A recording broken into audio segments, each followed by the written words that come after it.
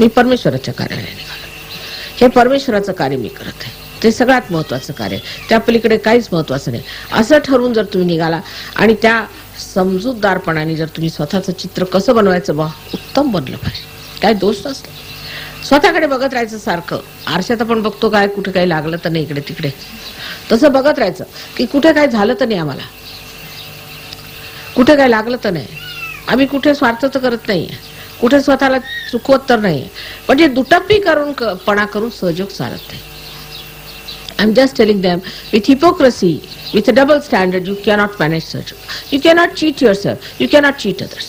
Cheating is not allowed. If you do cheating, you will cheat your Kundalini. Kundalini knows everything.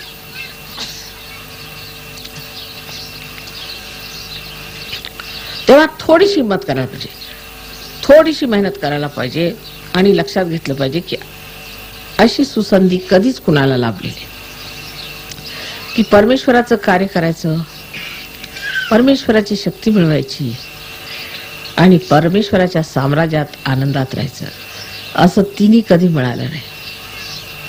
परमेश्वराला लोक 3 गोष्टी मागतात.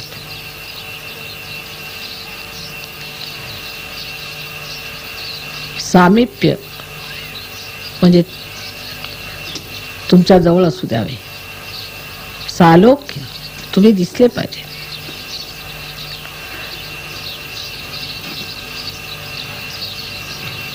आणि तुमचा सहवास घडला पाहिजे.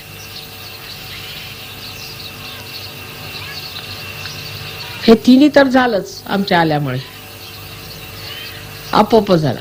पण आम्ही एक चौथी वस्तू तुम्हाला दिली, एक फार महत्वाची चौथी वस्तू आम्ही तुम्हाला दिलेली, ते म्हणजे तादात्म्य. आमच्या हृदयात आम्ही बसून घेतलंय तुम्हाला. काही काही सहयोगी इतके चांगले आहेत की त्यांच्या नुसता विचार मनात आला की आनंदाच्या नुसते मला असं वाटतं की सागरात मी पोहायला लागले, आणि काही काही सहयोगी इतके आहेत की विचारच नको रे बाबा त्यांचा, असं वाटतं. तेव्हा या 4ही गोष्टी तुम्हाला सहयोगात मिळाल्या, त्या कोणालाही मिळाल्या नाही. कोणाला सालोक्य मिळालं, कोणाला सामिप्य मिळालं, कोणाला सान्निध्य मिळालं, पण तादात्म्य फार कमी लोकांना. ज्यांना तादात्म्य मिळालं त्यांना पहिले 3ही वस्तू मिळाल्याच नाहीत, नुसतं तादात्म्य मिळालं. त्यांनी परमेश्वराला कधी पाहिलं नाही, त्याच्या समीप आले नाही आणि त्याचा सहवास मिळाला नाही, फक्त त्यांनी तादात्म्यातच सगळं मिळवून घेतलेलं होतं. पण आता हे सगळं तुम्हाला मिळाल्यानंतर केवढी उन्नती व्हायला पाहिजे आपली. पण त्या लोकांची गोष्ट अशी होती की ते हजारो वर्षापासून परमेश्वराला शोधतच होते. सुखरूत फार होती आणि तुमची पुण्याई असलीच पाहिजे म्हणा, त्याशिवाय होणार नाही. पण ह्या जन्मात आता आपण पुण्य केलं पाहिजे. पूर्वजन्मात आपण जी कर्म केली त्याच्यामुळे आपल्याला त्रास झालेले, ही गोष्ट खरी, कबूल. आम्ही पूर्वजन्मात जर चांगले वागलो असतो तर आम्हाला एवढा त्रास झाला नसता. पण आता ह्या जन्मात आणखी मूर्खपणा केला तर पुढल्या जन्मात काय होणार आहे की साक्षात तुम्हाला आदिशक्तीने सगळं दिल्यावर सुद्धा तुम्ही अशा मूर्खपणाने वागले तर पुढल्या जन्मात तुमचं काय होणार आहे ते मला चित्र दिसत नाही. कारण इतकं भेसूर आहे ते काय होणार.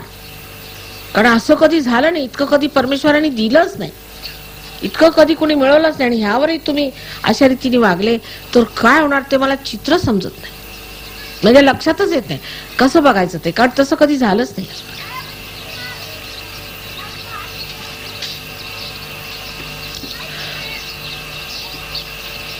आणि म्हणून फार याची गरज आहे की डोळ्यावरचा पडदा काढून सहयोगामध्ये रत झालं पाहिजे.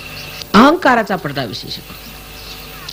हे लोक तुमच्यापेक्षा पुष्कळ जास्त शिकलेले, फार श्रीमंत, अत्यंत कर्तबगार लोक आहेत,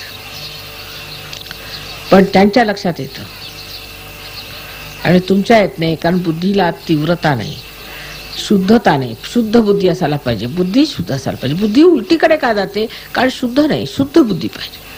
एकदा शुद्ध बुद्धी तुम्ही उतरले म्हणजे गोष्ट लक्षात येईल. आणि मी असं का करतो बाबा, मला असं का सुचत नाही, असं माझं ठीक का मी करून घेत नाही असं वाटेल. आणि मग लगेच तुम्हाला ती शक्ती येईल आणि स्वतःला तुम्ही उत्तमोत्तम करून घ्या. सहयोगाचे अनेक नियम आहेत. ते फार सोपे आहेत, काही कठीण आहे, तुम्हाला काही विशेष करावं लागणार नाही, ते तुम्ही पाळावेत. पण सर्वात मुख्य म्हणजे ज्याला म्हणतो आपण लगन, कोणत्या गोष्टीच्या मागे त्याला चिकाटी. पण चिकाटी शब्दामध्ये थोडस तरी असं वाटतं की जरासा त्रास आहे. पण लगन शब्द असा सुंदर आहे की त्याला लागले आता. तेव्हा आपल्याला स्वच्छ ठेवलं पाहिजे, रोज ध्यान केलं पाहिजे. आणि आपण आज ध्यान केलं ह्याचं आपण दुसऱ्यांना काय दिलं, परमेश्वराने हा मेवा दिला सुखाचा, आपण दुसऱ्याला काय दिलं असा विचार केला पाहिजे. कोणाही जवळ आपले मोठे मोठे साधू संत झाले, कुणीच श्रीमंत नव्हते, अवतार सोडा, पण बाकी साधू संतांजवळ कुठे एवढे पैसे होते. पण सगळ्यांनी केवढं दान देऊन ठेवलेलं आहे आणि मागितलं काहीच नाही देवाकडनं. तसंच आपण झालं पाहिजे. थोडंसं अंगाला तस होतो, कधी त्रास होतो, काही होतं, काय हरकत आहे, देवाचं काम करतोय हो. देवाच्या कामासाठी लोकांनी किती आलापेष्टा उचलल्या. आणि आता सगळं माहीत असून सगळं समजून आपण नाही केलं तर आपलं काय होणार आहे, मला ते समजतच नाही काय होणार आहे. त्यामुळे अजून त्याचं चित्र रेखाटू शकत नाही, म्हणजे भयंकरच प्रकार होणार आहे तो, असं दिसतंय मला. तेव्हा कृपा करून सगळ्यांनी ही गोष्ट लक्षात ठेवावी. ध्यान धारणा रोज करायची, मुलांना करायला लावायचं आणि स्वतःची प्रगती करून घ्यायची आणि सन्मार्गात राहायचं. सहयोगामध्ये आम्ही कोणताही धर्म जाती कसलाच भेद मानत नाही आणि म्हणून कोणत्याही धर्म जाती भेदाला मान्यता द्यायची नाही. जर तुम्ही दिली तर ती चुकीची गोष्ट आहे, कोणत्याच नाही. आता ठीक आहे, तुमच्या मुलीची लग्न तुमच्या जातीचं करायची असली तर करा, पण जर नाही झाली तर बाहेर करायला काय हरकत.